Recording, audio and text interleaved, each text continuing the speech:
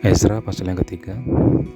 Pembangunan Mesbah. Ketika tiba bulan yang ketujuh, setelah orang Israel menetap di kota-kotanya, maka serentak berkumpullah seluruh rakyat di Yerusalem. Maka mulailah Yesua bin Yozadak beserta saudaranya, para imam itu, dan Zerubabel bin Sealtiel beserta saudaranya membangun Mesbah Allah Israel untuk mempersembahkan korban bakaran di atasnya, sesuai dengan yang ada tertulis dalam kitab Taurat Musa abdi Allah. Mereka mendirikan Mesbah itu di tempatnya semula, sungguh pun mereka ketakutan terhadap penduduk negeri itu. Lalu mereka mempersembahkan di atasnya korban bakaran kepada Tuhan, korban bakaran pada waktu pagi dan waktu petang. Mereka juga mengadakan hari raya Pondok Daun sesuai dengan yang ada tertulis, dan mempersembahkan korban bakaran hari demi hari menurut jumlah yang sesuai dengan peraturan, yakni setiap hari menurut yang ditetapkan untuk hari itu. Dan sejak itu diadakanlah korban bakaran yang tetap, juga korban bakaran pada bulan baru dan pada setiap hari raya yang kudus bagi Tuhan, dan setiap kali orang mempersembahkan persembahan sukarela kepada Tuhan.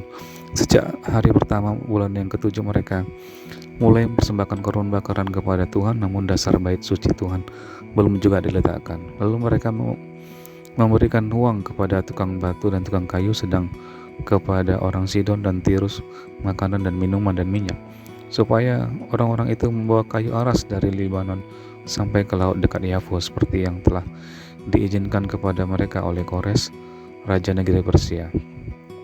Ayat ke-8. Berletakkan dasar bait suci. Pada tahun yang kedua sesudah mereka sampai ke rumah Allah di Yerusalem dalam bulan yang kedua, maka Zerubabel bin Sealtiel dan Yesua bin Yozadak beserta saudara mereka yang lain, yakni para imam dan orang-orang Lewi dan semua orang yang pulang dari Yerusalem dari tempat tawanan memulai pekerjaan itu. Mereka menugaskan orang-orang Lewi yang berumur 20 tahun ke atas untuk mengawasi pekerjaan membangun rumah Tuhan. Lalu Yesua beserta anak-anak dan saudara-saudaranya dan Kadmiel serta anak-anaknya, orang-orang Yehuda bersama-sama bertindak mengawasi orang-orang yang melakukan pekerjaan membangun rumah Tuhan. Demikian juga Bani Henadad, anak-anak dan saudara mereka, orang-orang Lewi itu. Pada waktu dasar bait suci Tuhan diletakkan oleh Tuhan tukang bangunan, maka tampillah para imam dengan memakai pakaian jabatan dan membawa nafiri, dan orang-orang Lewi Bani Asaf dengan membawa ceracap dan untuk memuji-muji Tuhan menurut petunjuk Daud raja Israel. Secara berbalas-balasan mereka menyanyikan bagi Tuhan nyanyian pujian dan syukur, sebab Ia baik, bahwasanya untuk selama-lamanya kasih setianya kepada Israel. Dan seluruh umat bersorak-sorai dengan nyaring sambil memuji-muji Tuhan oleh karena dasar rumah Tuhan telah diletakkan. Tetapi banyak di antara para imam, orang-orang Lewi dan kepala-kepala kaum keluarga, orang-orang tua yang pernah melihat rumah yang dahulu, menangis dengan suara nyaring ketika perletakan dasar rumah ini dilakukan depan mata mereka. Sedang banyak orang bersorak-sorai dengan suara nyaring karena kegirangan.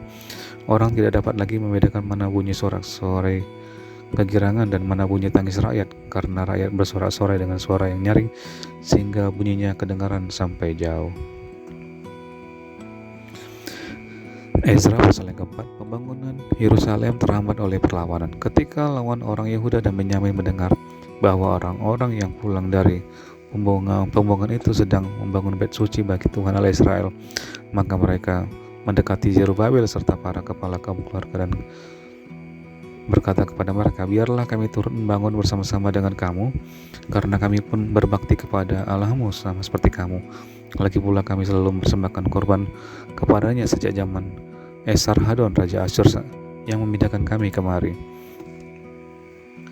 Tetapi Zerubabel, Yesua dan para kepala kaum keluarga orang Israel yang lain berkata kepada mereka, bukanlah urusan kita bersama sehingga kamu dan kami membangun rumah bagi Allah kami, karena kami sendirilah yang hendak membangun bagi Tuhan Allah Israel, seperti yang diperintahkan kepada kami oleh Kores raja negeri Persia.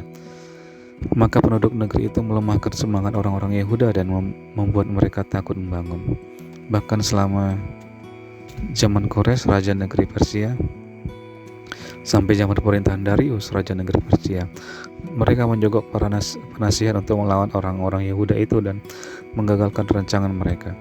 Pada zaman pemerintahan Ahasiweros, pada permulaan pemerintahannya, mereka menulis surat tuduhan terhadap orang-orang yang telah menetap di Yehuda dan Yerusalem. Dan pada zaman Artasasta ditulislah surat oleh Bislam, Mitredat dan Tabeel serta rekannya yang lain kepada Artasasta, Raja Negeri Persia. Naskah surat itu ditulis dalam bahasa Aram dengan terjemahannya dalam bahasa Aram.